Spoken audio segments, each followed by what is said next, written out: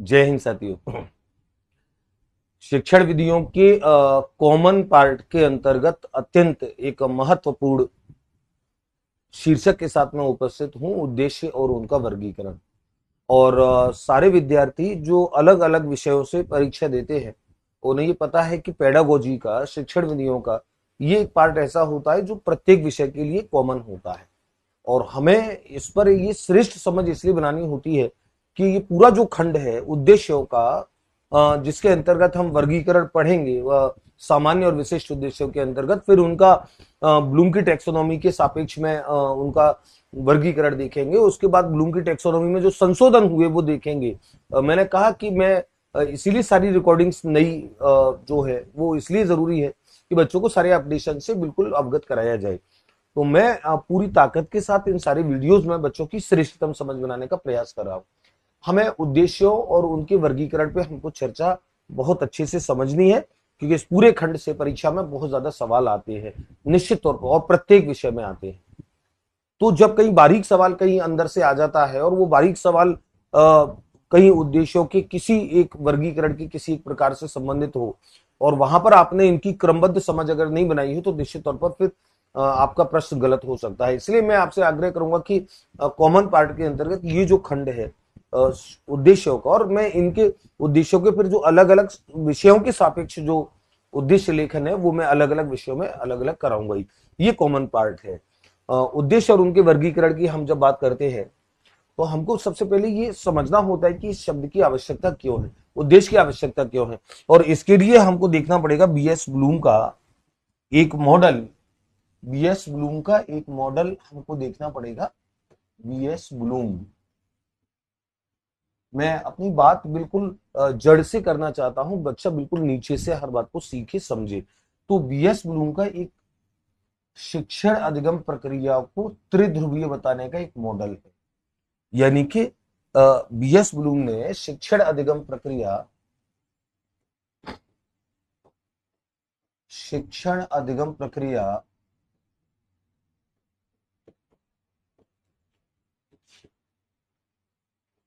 प्रक्रिया का त्रिध्रुवीय मॉडल, त्रिध्रुवीय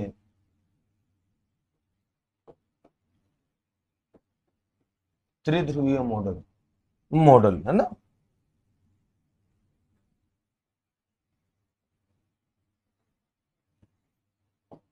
क्या इस त्रिध्रुवी मॉडल की बात थी, ये त्रिध्रुवी मॉडल। और बीएस ब्लूम ने जब इस मॉडल को उल्लेखित किया, उन्होंने ब्लूम ने और उनके सहयोगी ने इस बात को कहा और सिद्ध किया इस बात को अपने शोधों से, अपने रिसर्च से, अपने अध्ययन से, कि संपूर्ण शिक्षण अधिगम प्रक्रिया जो होती है उसके तीन ध्रुव होते हैं, एक ध्रुव, दो ध्रुव और तीन ध्रुव। जिसमें सबसे पहला पहला जो ध्रुव होता है वो उद्देश्य का होता है, सबसे पहला पहला ध्रुव।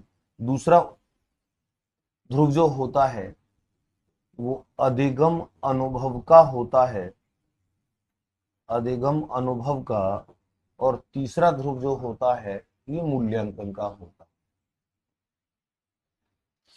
ध्यान रखें, ये उद्देश्यों से जुड़ी हमारी जो संपूर्ण जो चर्चाएं हैं कई सारे पार्ट में जाएंगी। मैं इसको पार्ट 1 लिख देता हूं, पार्ट 1। ये आपको ध्यान रहेगा क्योंकि इसके कई सारे पार्ट, कई सारे खंड आएंगे जहां पे आपकी समझ मुझे विकसित करनी है। तो शिक्षा अधिगम प्रक्रिया को त्रिध्रुवी बीएस ब्लूम ने कहा। क्या मतलब था इसका? और उन्होंने इस बात को कहा कि कोई भी शिक्षण अधिगम प्रक्रिया जब तक पूर्ण नहीं मानी जा सकती है जब तक वो इन तीनों ध्रुवों के, यानी कि तीनों कार्यों से संचालित ना हो जाए। तो क्या है इस तीनों ध्रुवों को? सबसे पहले पहले ध्रुव पर उद्देश्य। ब्लूम ने इस बात को कहा कि कोई शिक्षण अधिगम प्रक्रिया हो, कोई भी, उस शिक्षण अधिगम प्रक्रिया के बिल्कुल प्रारंभ में आपको उद्देश्य निर्धारित करना पड़ेगा कि ये शिक्षण अधिगम प्रक्रिया संचालित करने के पीछे आप क्या प्राप्त करना चाहते हो, कौन सा उद्देश्य है आपका, कौन सा लक्ष्य है आपका जिसे आपको प्राप्त करना है। बीएड बीएसटीसी के दौरान आपने सामान्य और विशिष्ट उद्देश्य पर बहुत ज्यादा, जैसे लक्ष्य और उद्देश्य, एम्स एंड ऑब्जेक्टिव्स के नाम से ये टॉपिक आपने पढ़ा, काफी टाइम आपकी इससे चर्चा हुई होगी बीएसटीसी बीएड में इन दोनों बिंदुओं पर। तो उद्देश्य जो है वो शिक्षण अधिगम प्रक्रिया के ऐसे गोल हैं जिनको प्राप्त करना आपका अंतिम लक्ष्य है। और जब तक आप लक्ष्य का निर्धारण नहीं करेंगे, जब तक आप लक्ष्य का निर्धारण नहीं करेंगे, तब तक आप किसी भी कार्य की दिशा निर्धारित नहीं कर सकते कि इसकी दिशा क्या हो, उसका स्वरूप क्या हो। जब आपको यह पता ही नहीं है कि आपको प्राप्त क्या करना है, इसका उदाहरण आप ऐसे समझिए कि आपको एक सड़क पर छोड़ दिया जाए और आपको यह पता ही ना हो कि आपको पहुंचना कहां है, तो आप किस दिशा में चलेंगे। और ठीक ये बात बीएस ब्लूम ने कही कि उद्देश्य जो है वो शिक्षण अधिगम प्रक्रिया में उस लक्ष्य की तरह है जैसे एक समुद्र में, एक नदी में एक नाव है, उसको ये पता है कि उसको कहां जाना है, तो उसी अनुसार फिर वो चलती है कि मुझे वहां तक पहुंचना है। तो जहां तक पहुंचना है वो उसका लक्ष्य है, वो उसको पता होगा, तभी उसकी जो चलने की जो दिशा है वो तय होगी। लेकिन आप कल्पना करें एक ऐसी नाव की जिसको ये पता ही ना हो कि उसे पानी में, समुद्र में कहां तक पहुंचना है, फिर वो किस दिशा में चलना प्रारंभ करे। तो उद्देश्य जो होते हैं, ऐसे लक्ष्य होते हैं, ऐसे साध्य होते हैं। इसीलिए मैं इनको थोड़ा सा, इनके जो समानार्थी शब्द हैं, लक्ष्य या साध्य, उद्देश्य जो होते हैं वो ऐसे लक्ष्य या साध्य होते हैं जिन्हें आपको प्राप्त करना है, जिन्हें प्राप्त करने की प्रक्रिया में आपको पूरी ताकत लगानी है, पूरी एनर्जी लगानी है, सारी गतिविधियां करनी है। तो ये उद्देश्य होते पहले ध्रुव पर। दूसरे ध्रुव पर होते अधिगम अनुभव। इन उद्देश्यों को प्राप्त करने के लिए आप अधिगम अनुभव आप इनको बच्चों के साथ इंटरेक्शन आप करोगे। यानी कि अधिगम अनुभव जो है वो ऐसे साधन है, ऐसे टूल्स है जिनके माध्यम से इनको प्राप्त किया जाएगा, लक्ष्यों को यानी कि उद्देश्यों को प्राप्त किया जाएगा। तो ये जो है इनको हम साधन कहते हैं, ये साधन है यानी कि टूल्स है, टूल्स, ये साधन है अधिगम अनुभव। और तीसरा ध्रुव जो है मूल्यांकन, क्योंकि हमारा मूल्यांकन का भी खंड कॉमन पार्ट होता है सारी शिक्षण विधियों में, वहां पे विस्तार से मुझे चर्चाएं करनी है। लेकिन यहां इस संदर्भ में यहां समझ लो कि मूल्यांकन फिर एक ऐसी प्रक्रिया है, ये तीसरा ध्रुव है, और ये एक ऐसी प्रक्रिया है जो इस बात का पता करेगी कि जो उद्देश्य आपने निर्धारित किए और जिनको प्राप्त करने के लिए आपने इन साधनों का प्रयोग किया, तो क्या ये उद्देश्य प्राप्त हुए या नहीं हुए। मूल्यांकन उद्देश्य प्राप्ति की सीमा तय करती है, उद्देश्य प्राप्ति का पता करती है कि वो प्राप्त हुए या नहीं हुए, और अगर हुए तो किस सीमा तक हुए। तो मूल्यांकन जो है ये, इनको हम कहते हैं साक्ष्य या प्रमाण या सबूत। किस बात का सबूत? इस बात का सबूत कि उद्देश्य प्राप्ति हुई या नहीं हुई। और ध्यान देखो, आप इसको मूल्यांकन का तो एक प्रश्न ही ये आया कि ऐसी प्रक्रिया जो ये जांच करती है कि उद्देश्य प्राप्त हुए या नहीं हुए, उस प्रक्रिया को क्या कहते हैं? उस प्रक्रिया को ही मूल्यांकन कहा जाता है। इस खंड में मैं बीएस ब्लूम की जो टैक्सोनॉमी है उसका उल्लेख अगले वीडियोज में आएगा, वहां पे हम ब्लूम की टैक्सोनॉमी को बहुत विस्तार से हम लोग समझेंगे। यहां पर मुझे उद्देश्य आपके पढ़ाने हैं, तो उद्देश्य के लिए आपको समझना पड़ेगा कि ये शब्द आया कहां से, उद्देश्य क्या है। इसके लिए आपको शिक्षण अधिगम प्रक्रिया के इस त्रिध्रुवीय मॉडल पे आपको विचार करना पड़ेगा। तो बीएस ब्लूम के इस शिक्षण अधिगम प्रक्रिया के त्रिध्रुवीय मॉडल में सबसे पहला ध्रुव होगा उद्देश्य। यानी कि अगर मैं सरल शब्दों में कहूं कि कोई भी शिक्षण अधिगम प्रक्रिया अगर प्रारंभ की जाएगी तो सबसे पहले उद्देश्य निर्धारित करके की जाएगी, अन्यथा आपकी शिक्षण अधिगम प्रक्रिया का कोई औचित्य नहीं है, कोई अर्थ नहीं है।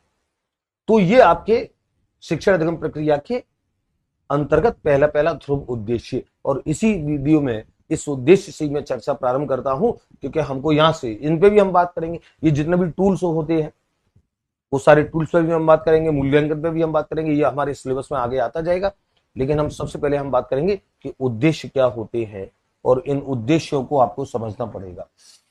उद्देश्य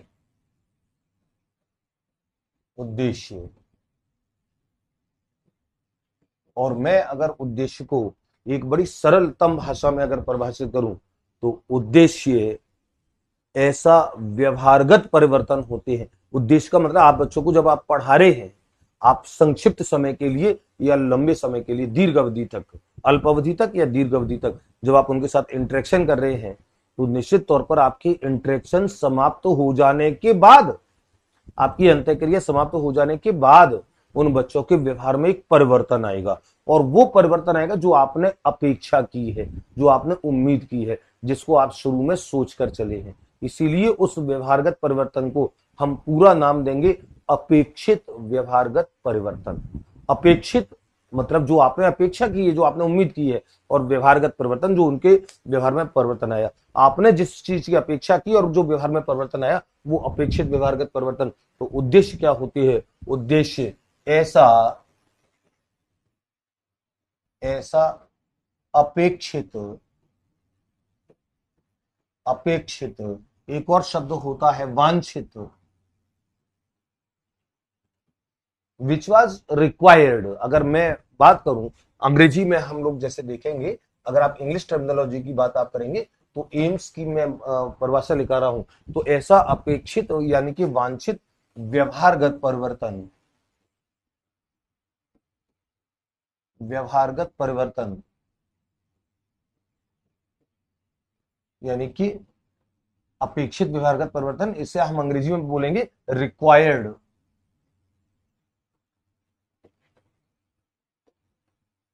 रिक्वायर्ड बिहेवियरल चेंज,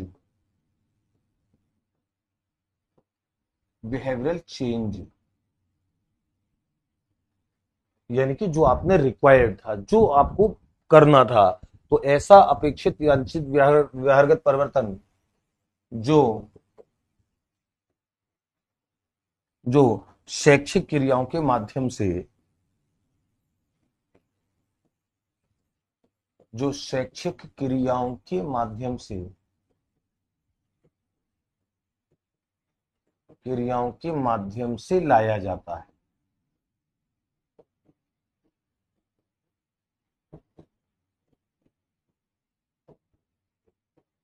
जो शैक्षिक क्रियाओं के माध्यम से लाया जाता है, इन शैक्षिक क्रिया, इन अधिगम अनुभवों के माध्यम से। तभी तो इनको हमने कहा साधन, माध्यम, टूल्स।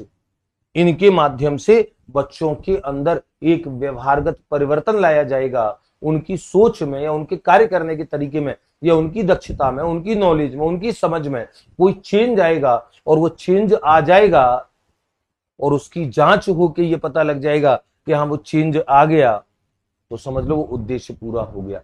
तो उद्देश्य जो है वो एक ऐसा रिक्वायर्ड चेंज है जिसकी हमको रिक्वायरमेंट है, ऐसा चेंज है जो शैक्षिक क्रियाओं के माध्यम से बच्चों में लाया जाएगा। उदाहरण के लिए, एक बच्चा किसी कार्य को एक अपने अलग तरीके से करता है और मैं उसे सिखाना चाहता हूं कि वो इस कार्य को ऐसे नहीं ऐसे करे, तो मैं उसे सीखने सिखाने की प्रक्रिया से जोड़ूंगा, और सीखने सिखाने की प्रक्रिया से जोड़ करके अब वो बच्चा अंत में वो इस योग्य हो जाता है कि वो इस कार्य को ऐसे नहीं ऐसे करने लगे, तो मैं ये मानूंगा कि मेरा उद्देश्य पूरा हो गया। और मैं ये चेक करूंगा कि क्या वो कार्य को नए तरीके से कर सकने में सक्षम है, तो इसके लिए मैं उसकी जांच करूंगा, वो मूल्यांकन है। और जांच में ये पता लगा कि हाँ उसने नए तरीके से कार्य करना सीख लिया है, तो मैं ये मान लूंगा कि मेरा जो उद्देश्य था वो उद्देश्य पूरा हो गया है। तो इसका मतलब उद्देश्य क्या है? उद्देश्य जो होते हैं एक ऐसा वांछित परिवर्तन होते हैं, ऐसा रिक्वायर्ड चेंज होते हैं, ऐसा अपेक्षित व्यवहारगत परिवर्तन होते हैं जो शैक्षिक क्रियाओं के माध्यम से, शैक्षिक क्रियाओं के माध्यम से लाएंगे। आप कोई डंडा ठोक बजा करके तो ला नहीं सकते हैं कि आप उसको बैठा करके ला छीन ला, ऐसा नहीं कर सकते। आपको उनके साथ कुछ इंटरेक्शन करना होगा। और ये जो शैक्षिक क्रियाएं जो होती हैं, ये क्रियाएं अलग अलग प्रकार की हो सकती हैं। विस्तार से ये सारी चीजें हमारी चर्चाओं में जुड़ेंगी। तो उद्देश्य को आपको समझना होगा, क्योंकि हम उद्देश्य के प्रकार पे भी हम लोग बात करेंगे। उद्देश्य जो होते हैं, एम्स जो होते हैं, वो ऐसा व्यवहारगत परिवर्तन होते हैं जो क्रियाओं की, शैक्षिक क्रियाओं के माध्यम से लाई जाएंगी। आप पढ़ाने की क्रियाएं, आप सिखाने की क्रियाएं, आप उनके साथ कोई कौशलात्मक क्रियाएं। और ये जो मैं बात कर रहा हूं, मुझे यहां पर ये उल्लेख मुझे करना भी चाहिए आपके साथ कि हम जब इस पूरे उद्देश्य वाले खंड को हम पढ़ रहे होंगे, तो जो व्यवहार के जो 3 पक्ष हैं और उन 3 पक्षों की जो अंतर्गत जो वर्गीकरण है, बीएस ब्लूम और उसके सहयोगी ने क्या किया, जैसे हम ब्लूम की वर्गीकी के नाम से, टैक्सोनॉमी के नाम से जानते हैं, उसको पे भी हमारी समझ बहुत अच्छी बननी चाहिए। वो भी कॉमन खंड है। मैं ये चाहूंगा कि कॉमन खंड के माध्यम से बच्चों के अंदर इतना शानदार एक सोच उनकी बदले। उनको ये शिक्षण विधियों का ये थोड़ा सा टफ पार्ट माना जाता है, और मैं चाहता हूं कि ये टफ पार्ट आपके लिए थोड़ा सा इतना अच्छा सरल बन जाए कि आपको फिर कभी भी इससे जुड़ा कोई सवाल अगर आपके दिमाग में आता तो वो कभी आपका गलत ना हो। तो उद्देश्य पहले हमने समझ लिया, उद्देश्य क्या होते हैं। अब आप थोड़ा सा सोच सकते हो, मैं उद्देश्यों का वर्गीकरण करूं, दो प्रकार के वर्गीकरण अभी हमको करना है, उसके बाद और ज्यादा टुकड़ों में तो हम बाद में तोड़ेंगे। मैं अगर आपसे बात कहूं कि जो उद्देश्य हमको प्राप्त करने हैं, जो अपेक्षित व्यवहारगत परिवर्तन लाना है बच्चों के अंदर, निश्चित तौर पर उसमें कुछ परिवर्तन तो ऐसे हो सकते हैं जो बड़ी जल्दी आ जाएंगे, बड़ी जल्दी यानी कि उनको तुरंत परिवर्तन को लाया जा सकता है, लेकिन कुछ परिवर्तन ऐसे होंगे जिनको लाने में आपको बहुत लंबा, अधिक समय तक आपको प्रयास करना होगा, जो दीर्घकालिक होंगे, जिनकी ड्यूरेशन लंबी होगी। बच्चों में कुछ चेंज बड़ी जल्दी आ जाते हैं, कुछ चेंज बड़ी दूर तक की प्रक्रिया के बाद ही आ पाते हैं। इसीलिए जब हम उद्देश्य की बात करते हैं तो प्रारंभिक तौर पर उद्देश्यों को दो भागों में बांटा जाता है, और उद्देश्यों के जो दो प्रकार होते हैं, उद्देश्यों के प्रकार, जो मुख्य दो प्रकार होते हैं जो आपको समझने हैं, वो पहला जो प्रकार होता है, पहला प्रकार जिसे हम समझ बनाएंगे, वो होते हैं सामान्य उद्देश्य, सामान्य या शैक्षिक उद्देश्य।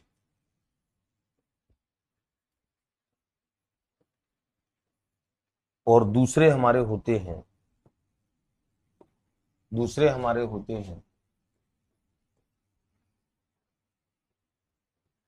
विशिष्ट, विशिष्ट या प्राप्य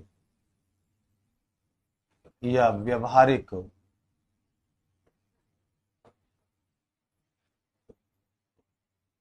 उद्देश्य। इन दो प्रकारों पे अपनी समझ बनाइए। उद्देश्यों के जो प्रकार है, इन दो प्रकारों पे हम लोग अपनी समझ बनाएंगे। सामान्य यानी कि शैक्षिक उद्देश्य, विशिष्ट यानी कि प्राप्य यानी कि व्यवहारिक, यानी कि जिन्हें कई बार शिक्षण उद्देश्य, एक और नाम होता है शिक्षण। ध्यान रखो, ये शैक्षिक है, ये शिक्षण है। और शिक्षण ये क्यों है? क्योंकि शिक्षण और शैक्षिक में अंतर होता है। शिक्षण केवल पढ़ाने को कहते हैं, केवल पढ़ाने को, और शैक्षिक में पढ़ाने के अलावा भी बहुत सारी चीजें होती है। प्रत्येक सीखने सिखाने की प्रक्रिया, बच्चों के अंदर चेंज लाने की प्रत्येक प्रक्रिया शैक्षिक होगी, और उन प्रत्येक प्रक्रिया में केवल पढ़ाना जो होगा वो शिक्षण होगा, टीचिंग। जब आप टीचिंग की बात करते हो, लेकिन आपको एक बात ये माननी पड़ेगी कि बच्चा सीखने का काम केवल टीचिंग से नहीं करता है, अनेकों अन्य प्रकार से भी करता है। उसके अनुभव होते हैं, वो देखता है, वहां पे उसको पढ़ाया नहीं जा रहा है, वहां पे अन्य प्रकार से, अन्य अनुभवों से भी सीखता है। वो अन्य सारे प्रकार के जो अनुभव है, सारे प्रकार के अन्य अनुभव, पढ़ाने के अलावा, टीचिंग के अलावा, वो सारे अनुभव जब मिल जाते हैं तो शब्द का प्रयोग करते हैं शैक्षिक, और जब केवल पढ़ाने का होता है तो शब्द का प्रयोग करते हैं शिक्षण उद्देश्य। तो ये जो दो प्रकार हैं, इन दो प्रकारों पे हमको समझ बनानी है, और इस वीडियो में इन्हीं दो प्रकारों तक समझ हमारी बनेगी। इससे आगे के खंड पे हम लोग बात करेंगे बाद में क्या होते हैं सामान्य उद्देश्य, क्या होते हैं विशिष्ट उद्देश्य। तो मैंने जैसे अभी आपसे कहा कि उद्देश्य प्राप्ति में कुछ उद्देश्य ऐसे होंगे जिनकी प्राप्ति के लिए आपको दीर्घ काल तक, और उसके अंदर बहुत सारी बातें होंगी।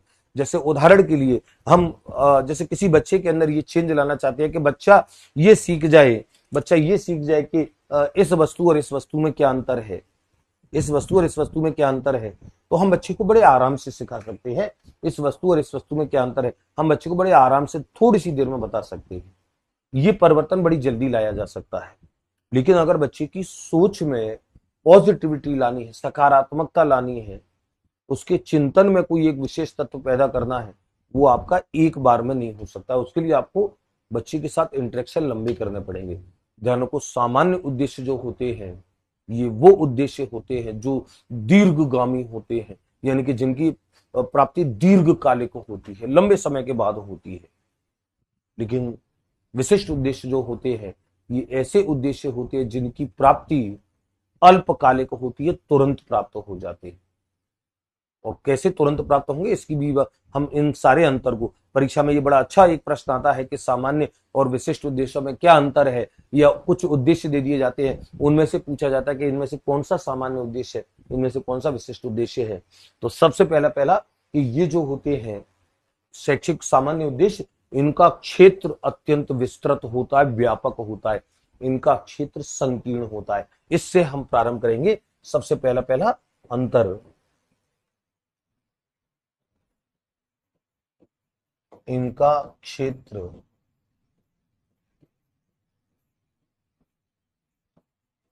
विस्तृत यानी कि व्यापक होता है, विस्तृत यानी कि व्यापक होता है, और इनका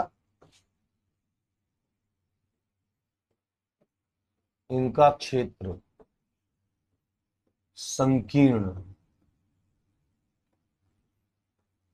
यानी कि संकुचित, एक और शब्द नैरो, संकुचित होता है।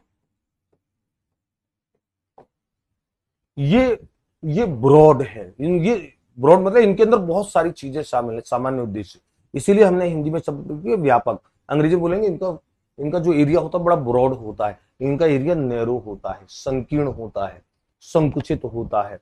और जब संकुचित है, छोटा सा है, इनका एरिया बहुत बड़ा है, तो फिर अगला अंतर, इनकी प्राप्ति दीर्घकालिक होती है, यानी कि लंबे समय में हो, इनकी प्राप्ति दीर्घकालिक होती है, और इनकी प्राप्ति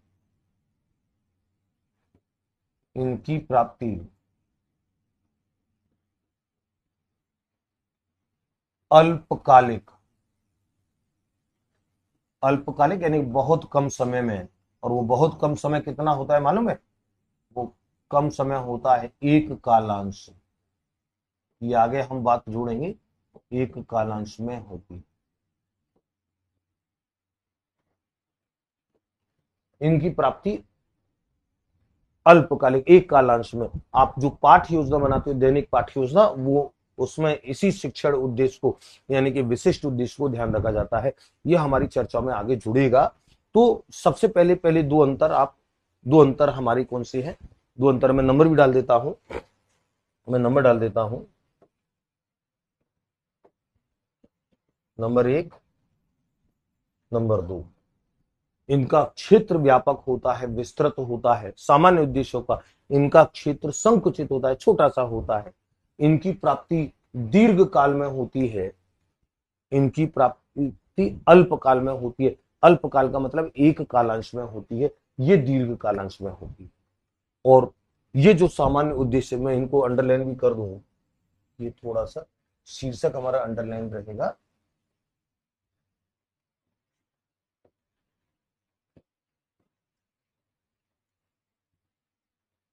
तो ये इसका जवाब ये है, इसका जवाब ये ध्यान रखेंगे जब आप पढ़ रहे होंगे। इसका जवाब ये है और इसका जवाब ये है। ये विस्तृत होते हैं, व्यापक होते हैं, इनका संकुचित क्षेत्र होता है। ये दीर्घकालिक होते हैं, ये अल्पकालिक होते हैं। अगला अंतर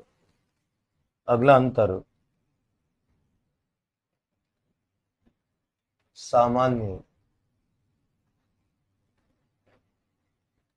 लाइन खींच देता हूं, विशिष्ट।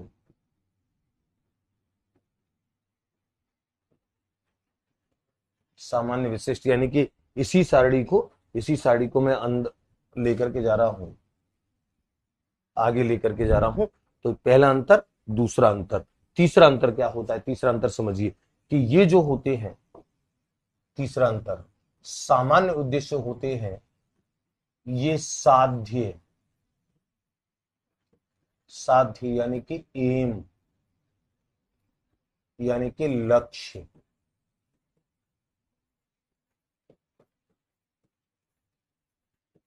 होते हैं। और ये साधन यानी कि टूल्स होते हैं।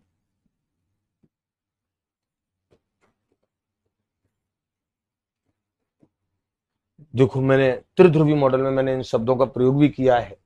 त्रिध्रुवी मॉडल, ये जो होती है सामान्य उद्देश्य लक्ष्य होते हैं, साध्य होते हैं।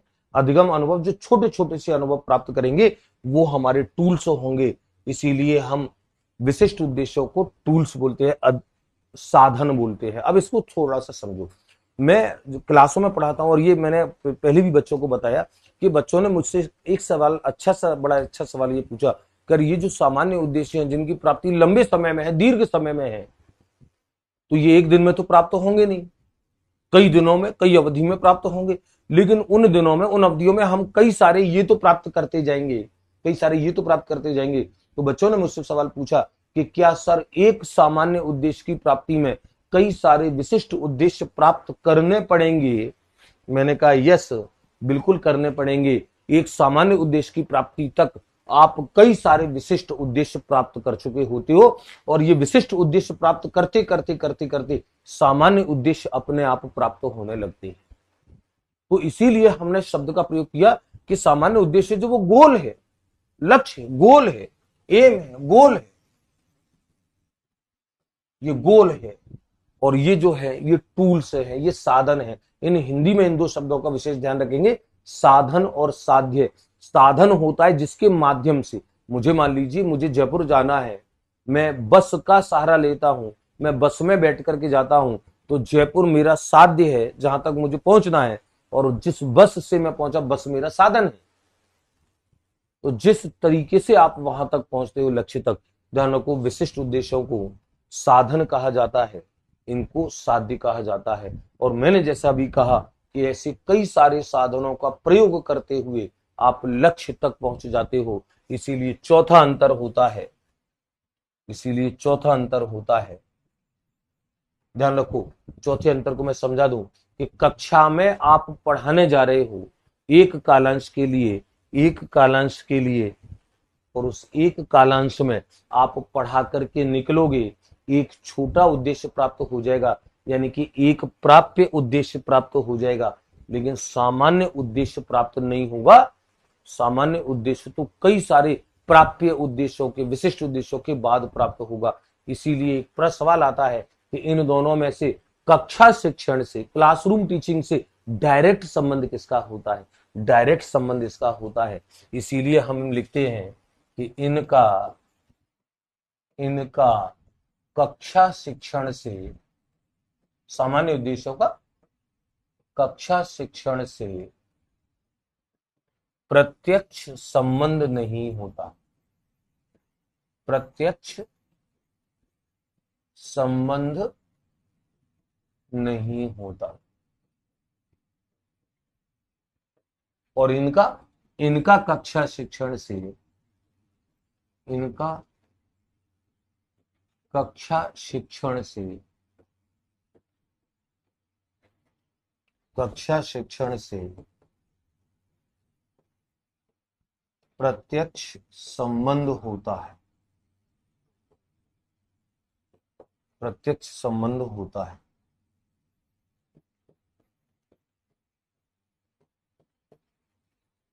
समझ रहे हैं मैं क्या बोला?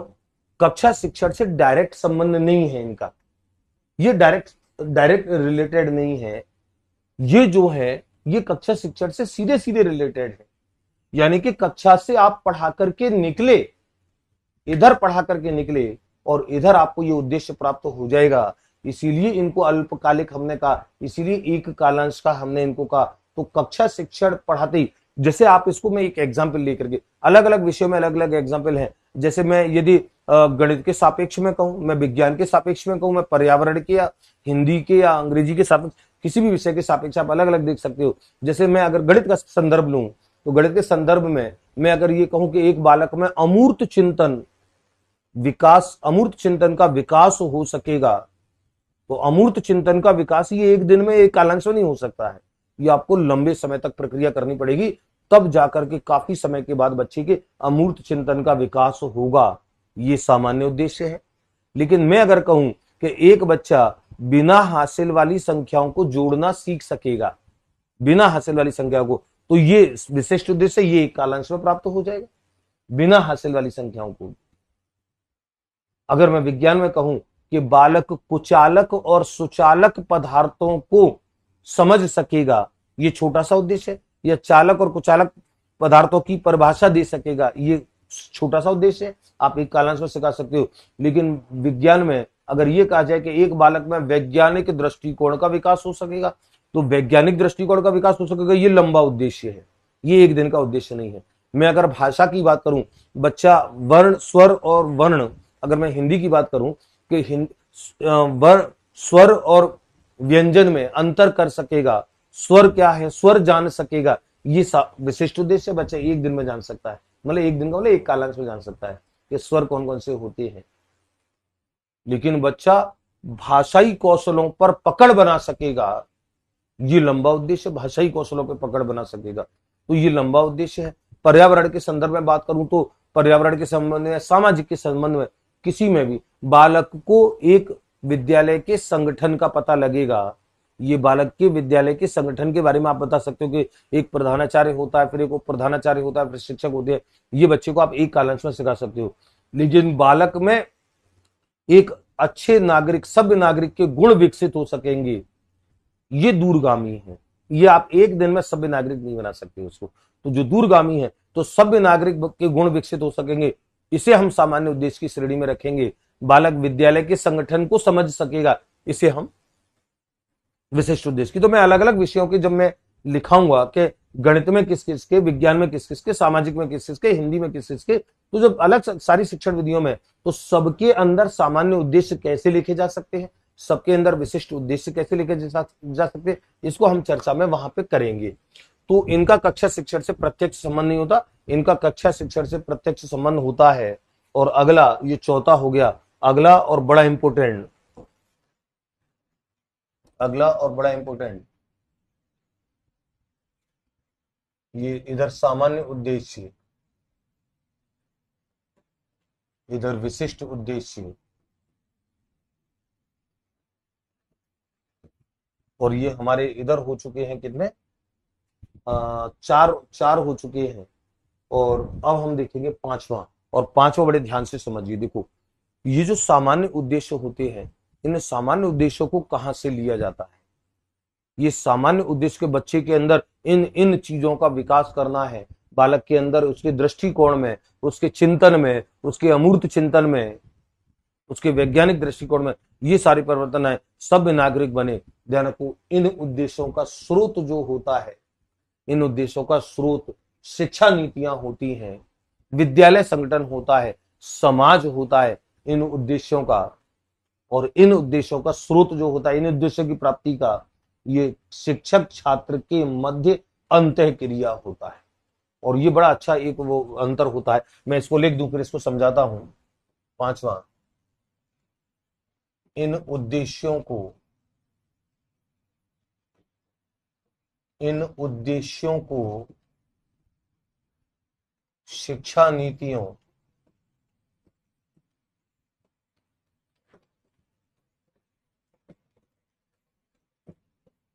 समाज,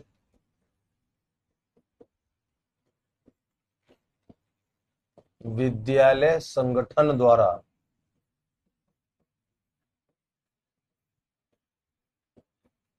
निर्धारित किया जाता है, निर्धारित किया जाता है।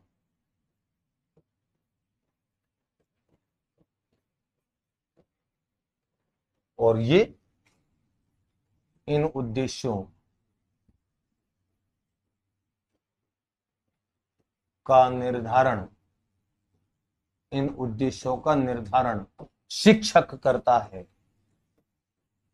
शिक्षक करके जाएगा कि मुझे आज बच्चों के अंदर बिना हासिल वाले जोड़ सिखा देने हैं, या मुझे आज बच्चों के अंदर जल में घुलनशील या अघुलनशील पदार्थों की समझ बनानी है, या उनमें पदार्थों के कुचालक सुचालक होने के गुण, या वनस्पति के अंदर उनको जड़ और तने के अंतर समझाने हैं, इनका निर्धारण शिक्षक करता है। इन उद्देश्यों का निर्धारण शिक्षक द्वारा किया जाता है, किया जाता है,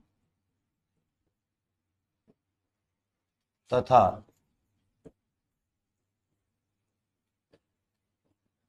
शिक्षक छात्र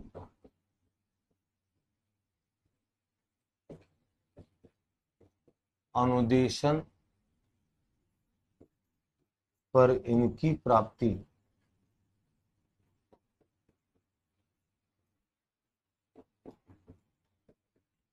इनकी प्राप्ति हो जाती है।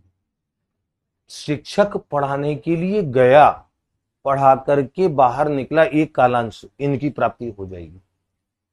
लेकिन इनकी प्राप्ति नहीं होगी। इनकी प्राप्ति जब होगी जब ऐसे ऐसे ऐसे ऐसे अनेकों प्राप्त हो जाएंगे, तब इनकी प्राप्ति होगी। तो सामान्य उद्देश्य कहां से लिए जाएंगे, कौन निर्धारित करेगा? एक बालक सभ्य नागरिक बन सकेगा, एक बालक में वैज्ञानिक दृष्टिकोण का विकास हो सकेगा, एक बालक के अमूर्त चिंतन का विकास हो सकेगा, ये सब सामान्य उद्देश्यों की कैटेगरी में है। लेकिन एक बालक स्वर सीख सकेगा, व्यंजन जान सकेगा, हासिल वाले जोड़ कर सकेगा, गुणा कर सकेगा, सुचालक कुचालक पदार्थों को जान सकेगा, मांसाहारी सर्वहारी जंतुओं का अंतर समझ सकेगा, ऐसे कई विज्ञान के, पर्यावरण के, हिंदी के, अंग्रेजी के सारी की सारी जो चीजें हैं, ये सारे के सारे जो उद्देश्य है वो तुरंत के तुरंत प्राप्त होने वाले, वो सारे इसके अंदर आएंगे, इनके अंदर लंबे समय तक प्राप्त होने वाले हैं। और इसीलिए ध्यान रखो, इसीलिए ये जो उद्देश्य होते हैं, इन उद्देश्यों को जैसे हम आगे चल के जब योजनाएं पढ़ रहे होंगे, वार्षिक योजना, इकाई योजना, पाठ्य योजना, ध्यान रखो इन उद्देश्यों को वार्षिक योजना में दृष्टिगत रखा जाता है, क्योंकि वार्षिक योजना पूरे साल की योजना होती है, लंबी योजना होती है। तो इन उद्देश्यों की प्राप्ति जो होती है वो वार्षिक योजना का आधार होती है, और इन उद्देश्यों की प्राप्ति दैनिक पाठ योजना का आधार होती है। मैं इसको भी लिख देता हूं। अगला बड़ा छठवां बड़ा अंतर है, परीक्षा में सवालों से बड़ा अच्छे जोड़ते हैं ये सारे बिंदु। ये वार्षिक योजना का आधार होते हैं, ये वार्षिक योजना का आधार होते हैं। कौन से? सामान्य उद्देश्य, ये वार्षिक योजना का आधार होते हैं, और ये दैनिक पाठ योजना का आधार होते हैं। दैनिक पाठ योजना, आप जो लेसन प्लान तैयार करते हो उसमें जो उद्देश्य निहित होता है, वो निहित उद्देश्य प्राप्य उद्देश्य, विशिष्ट वाला उद्देश्य ही होता है, और अनेक सारे विशिष्ट। इसलिए आपको याद है कि जब आप पाठ्य योजना बनाते हो तो सबसे ऊपर आप लिखते हो दिनांक, कक्षा, वर्ग, ये सारा लिखने के बाद फिर आप लिखते हो सामान्य उद्देश्य, उस प्रकरण को पढ़ाने के सामान्य उद्देश्य, उस प्रकरण को पढ़ाने के विशिष्ट उद्देश्य। तो विशिष्ट उद्देश्य, उसकी प्राप्ति के लिए कुछ क्रियाएं होती हैं बच्चों के साथ प्रस्तावना के बाद, और उसके बाद आप विकासात्मक प्रश्न करते हो, प्रस्तुतिकरण करते हो, उसके बाद अंत में मूल्यांकन करते हो। तो जो विशिष्ट उद्देश्य वो आपका आज प्राप्त हो जाता है, और आज का विशिष्ट उद्देश्य प्राप्त हो जाता है, ये आज का विशिष्ट उद्देश्य, कल का विशिष्ट उद्देश्य, परसों का विशिष्ट उद्देश्य, जो ऊपर लिखा है सामान्य उद्देश्य, उसकी प्राप्ति तक पहुंच जाता है। तो ये दैनिक पाठ्य योजना का आधार होते हैं, ये वाले दैनिक पाठ्य योजना का आधार होते हैं। तो वार्षिक योजना जो पूरे वर्ष की योजना है, उसका आधार होंगे सामान्य उद्देश्य, उसका आधार होंगे सामान्य उद्देश्य, और दैनिक पाठ्य योजना का आधार होंगे विशिष्ट उद्देश्य। अगले अंतर 6 अंतर हो गए। 7वां अंतर देखो, मैं आपको सारे जो प्रमुख बिंदु जो परीक्षा से जुड़े हैं, जो परीक्षा से, सामान्य और विशिष्ट, सामान्य और विशिष्ट, और समझो इनके अंतर को। और देखो कितने हो गए हमारे? 6। तो 7वां अंतर आएगा। 7वां अंतर मैं लिखता हूं। देखो मैंने जैसे कहा, मैं अभी बोल रहा था, एक बालक के अमूर्त चिंतन का विकास हो सकेगा, वैज्ञानिक दृष्टिकोण का विकास हो सकेगा, एक बालक सद नागरिक बन सकेगा, एक बालक के अंदर अमूर्त चिंतन का विकास हो सकेगा। आप देख रहे हो इनकी भाषा, अमूर्त चिंतन, वैज्ञानिक दृष्टिकोण, आगमनात्मक क्षमता, आलोचनात्मक दृष्टिकोण, इनकी जो भाषा होती है, ये इनका जो लिखने का तरीका होता है, ये सैद्धांतिक प्रकार का होता है, ये सैद्धांतिक प्रकार का होता है। इनको हम मनोवैज्ञानिक प्रकार का मानते हैं। मनोवैज्ञानिक यानी कि जो सीधे सीधे जुड़ा है बच्चे के व्यवहार से। बच्चा जोड़ना सीख सकेगा, बच्चा गुणा करना सीख सकेगा, बच्चा भाग देना सीख सकेगा, बच्चा स्वर जान सकेगा, बच्चा व्यंजन जान सकेगा, बच्चा जैसे जल के घटक जान सकेगा, ऑक्सीजन और हाइड्रोजन के बारे में जान सकेगा। आप कुछ भी ले लें, वो छोटे छोटे जो उद्देश्य आप लिख रहे हैं वो मनोवैज्ञानिक प्रकृति के, लेकिन वैज्ञानिक दृष्टिकोण का विकास, सद नागरिकता का विकास, आलोचनात्मक दृष्टिकोण का विकास, अमूर्त चिंतन का विकास, ये सारे सैद्धांतिक और दार्शनिक है। इसीलिए इसमें लिखते हैं इनकी प्रकृति इनकी प्रकृति सैद्धांतिक सैद्धांतिक एवं दार्शनिक प्रकार की होती है, यानी कि कुछ भारी भरकम सी दार्शनिक प्रकार की होती है।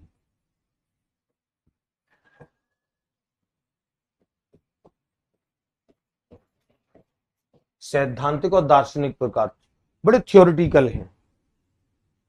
अमूर्त चिंतन का विकास, वैज्ञानिक दृष्टिकोण का विकास, आलोचनात्मक दृष्टिकोण का विकास है। ये जो ऐसी ये कुछ सैद्धांतिक बातें हैं, लेकिन जोड़ना सीख सकेगा, गुणा करना सीख सकेगा, स्वर जान सकेगा, व्यंजन जान सकेगा, परिवेश की वस्तुओं का ज्ञान कर सकेगा, ये बिल्कुल सीधे सीधे हैं। इसीलिए इनको कहते हैं, इनकी प्रकृति मनोवैज्ञानिक होती, मनोवैज्ञानिक प्रकार की होती है।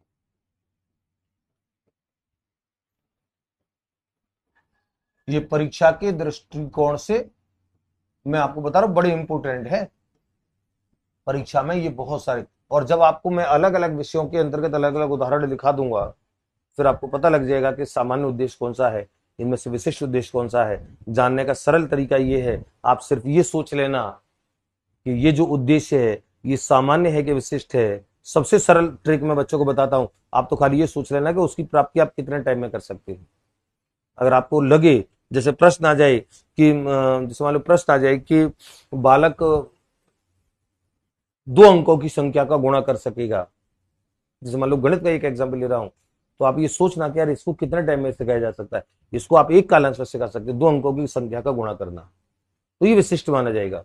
लेकिन प्रश्न आ जाए कि बालक के अमूर्त चिंतन का विकास हो सकेगा, ये कैसा उद्देश्य है, तो आप सोचना कि क्या इसे एक कालांश में प्राप्त कर सकते हो आप, अमूर्त चिंतन का विकास। आपको अंदर से जवाब आएगा कि नहीं यार, अमूर्त चिंतन का विकास 1 घंटे में 1 कालांश में कैसे हो जाएगा, इसके लिए तो बड़ी लंबी प्रक्रिया चाहिए। ये सामान्य उद्देश्य बड़ा सिंपल ट्रिक होती है। मैं जब आपको उद्देश्य लिखाऊंगा तब, तो इनकी प्रकृति सैद्धांतिक और दार्शनिक प्रकार की होती है, इनकी प्रकृति मनोवैज्ञानिक प्रकार की होती है। और अगला और बड़ा इंपोर्टेंट, अगला और बड़ा, ये शिक्षण अधिगम प्रक्रिया का स्वरूप, शिक्षण अधिगम प्रक्रिया का स्वरूप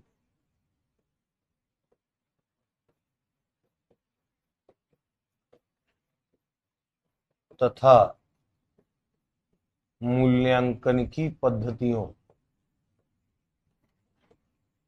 मूल्यांकन की पद्धतियों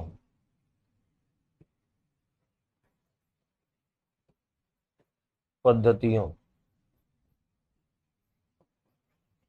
का निर्धारण करते हैं। यानी को सामान्य उद्देश्य होते हैं ना, वही निर्धारक होते हैं, निर्धारण करते हैं। लेकिन ये जो होते हैं ना, प्राप्य उद्देश्यों का, प्राप्य उद्देश्यों का सीधा मूल्यांकन किया जाता है।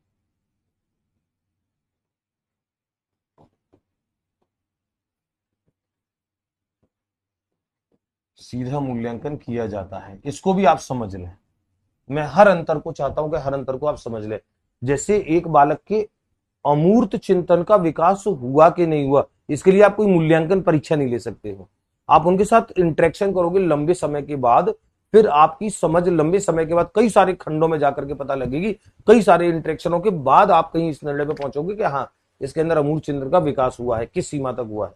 लेकिन प्राप्य उद्देश्य जो होते हैं ना, जो एक कालांश के अंदर आप पढ़ा के आए, उस एक कालांश के अंदर पढ़ाने का टेस्ट तुरंत लिया जा सकता है कि बच्चे को, जैसे आप बिना हासिल वाले जोड़ सिखा के आए हैं, तो बिना हासिल वाले बच्चा जोड़ सीखा या नहीं सीखा, आप उसे कुछ प्रश्न दोगे बिना हासिल वाले जोड़ के, बच्चा कर लेगा तो आप मान लोगे बच्चे ने सीख लिया। बच्चा नहीं कर पाता है, मतलब आपका उद्देश्य पूरा नहीं हुआ।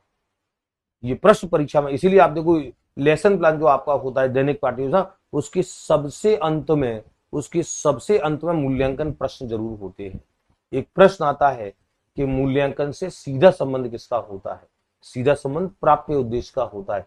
मूल्यांकन किसका किया जाता है, प्राप्य उद्देश्यों का, विशिष्ट उद्देश्यों का किया जाता है, शिक्षण उद्देश्यों का किया जाता है। इनका सीधा मूल्यांकन नहीं होता है। ये तो मूल्यांकन की पद्धतियों का निर्धारण करते हैं। ये जो होते हैं, ये मूल्यांकन की पद्धतियों का निर्धारण करेंगे और इसीलिए मैं कभी कभी जैसे इसको बताता हूं, बोलता हूं कि ये आपके दृष्टिकोण में, आपके चिंतन में परिमार्जन का मूल्यांकन करते हैं और ये अधिगम उपलब्धि का मूल्यांकन करते हैं। 8वीं के बाद एक 9वां और लिखा देता हूं मैं, उसके बाद फिर इन सब पे एक बार चर्चा करेंगे। एक बार इसको और समझ लें। सामान्य,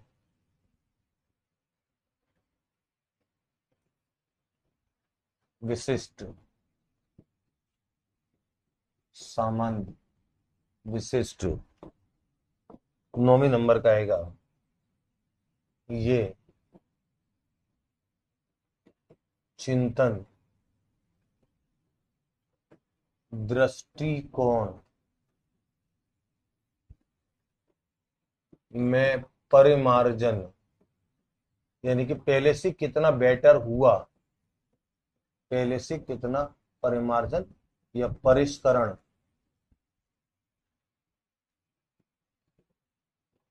दर्शाते हैं। और ये अधिगम उपलब्धि दर्शाते हैं, ये अधिगम उपलब्धि दर्शाते हैं।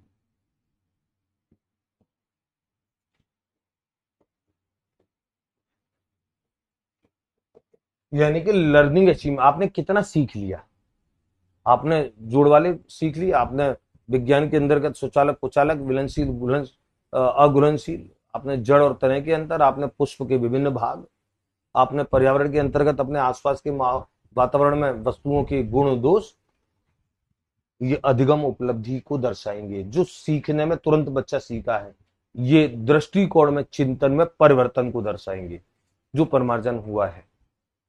और ये 9 मैंने देखा दिया आपको ध्यान को, ये सामान्य और विशिष्ट उद्देश्य की। एक बार मैं सारी स्लाइडों के परिप्रेक्ष्य में एक बार बात कर लेता हूं। हमने इसमें, इस खंड में हमने बात केवल सीमित रखी है उद्देश्य क्या है और उनका वर्गीकरण क्या है, क्योंकि ब्लूम की टैक्सोनॉमी तक जब हम जाएंगे तो ब्लूम की टैक्सोनॉमी तक जाने में तो बहुत सारी चीजें हमको पढ़नी है। मैं आपको एक एक चीजें बड़ी विस्तार से, एक एक खंड पे बड़े अच्छे से काम करूंगा। ये कॉमन खंड के अंतर्गत आते हैं उद्देश्य। हर शिक्षण विधि वाले बच्चे को ये पढ़ने होते हैं, पढ़ने चाहिए।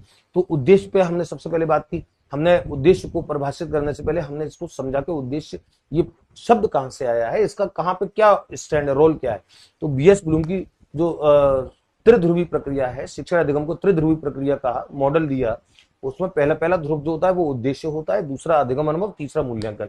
यानी कि बच्चा उद्देश्य, शिक्षक जो है वो उद्देश्य निर्धारित करेगा, उसके बाद अधिगम अनुभव प्रदान करेगा और अंत में मूल्यांकन करेगा कि ये उद्देश्य प्राप्त हुए कि नहीं हुए। तो यहाँ पे होती है उद्देश्य। शिक्षण अधिगम प्रक्रिया के सबसे प्रारंभ में उद्देश्य होते हैं। इन उद्देश्यों को हमने परिभाषित किया। उद्देश्य ऐसा वांछित व्यवहारगत परिवर्तन है, ऐसा रिक्वायर्ड चेंज है जो आपने पहले से रिक्वायरमेंट कर ली कि ये चेंज लाना है, जो शैक्षिक क्रियाओं के माध्यम से लाए जाते हैं। तो जो चेंज बच्चे के अंदर आएगा वो उद्देश्य का सूचक होगा, उद्देश्य प्राप्ति का सूचक होगा।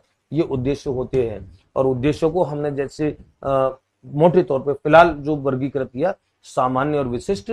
सामान्य यानी कि जो दीर्घगामी है, विशिष्ट यानी कि जो अल्पकालिक है, तुरंत प्राप्त होंगे, जो लंबे समय में जो तुरंत प्राप्त होंगे।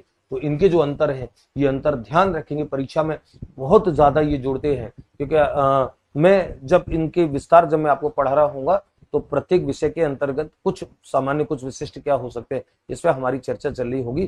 तो सामान्य उद्देश्य क्या होते हैं, विशिष्ट उद्देश्य क्या होते हैं, हमें व्यवहार के 3 पक्ष भी बीएस ब्लूम के संदर्भ में, पूरी ब्लूम की टैक्सोनॉमी और पूरे उसके जब आप समझ लोगे तो आपको निश्चित तौर पर ये खंड जो है, ये खंड जिस बच्चे का मजबूत हो गया, समझ लो शिक्षण विधियों में वो उतना ही इंटेलिजेंट हो गया।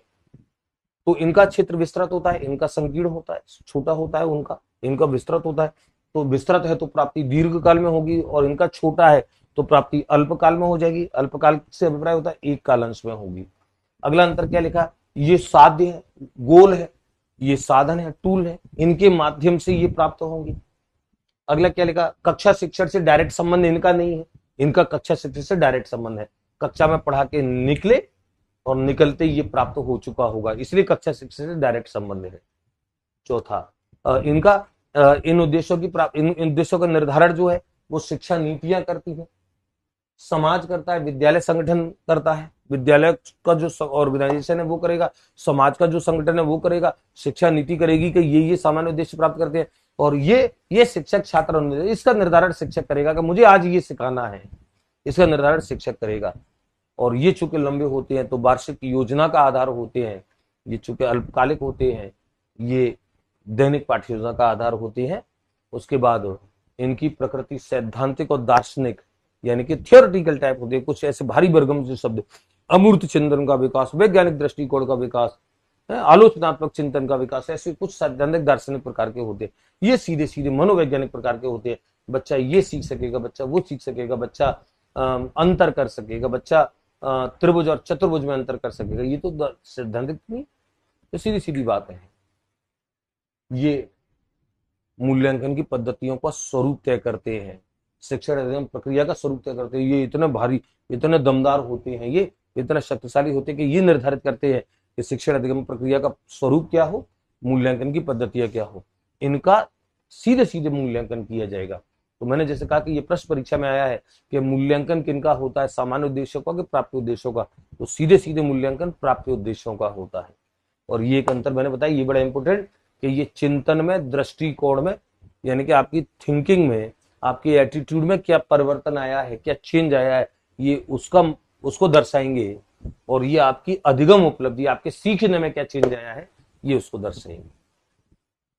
तो विद्यार्थियों, इस खंड में, इस पूरे खंड में हमने ये बात की है और ये आपको समझना है, क्योंकि हमारे आगे के जो वीडियोस बनेंगे, आगे के वीडियोस में मैं उद्देश्य और इसके अंदर बहुत गहराई से उतरता जाऊंगा। और वो उतरना जो होगा वो पूरे, जब हम उतर करके फिर जब बाहर निकलेंगे समुद्र से, तो पूरे उद्देश्य, उनके पूरे वर्गीकरण, ब्लूम की टैक्सोनॉमी, व्यवहार के तीनों पक्ष, ये सब अगर आपने मजबूत तरीके से समझ लिया है तो आप समझ लो आपकी शिक्षण विधियों का अधिकांश भाग, कई सारे प्रश्न एक साथ कवर होते हैं आपकी, एक साथ। तो मुलाकात करते हैं हम सिलेबस के आगे के खंडों पे, हमारी मुलाकात होती रहेगी। धन्यवाद। जय हिंद, जय भारत।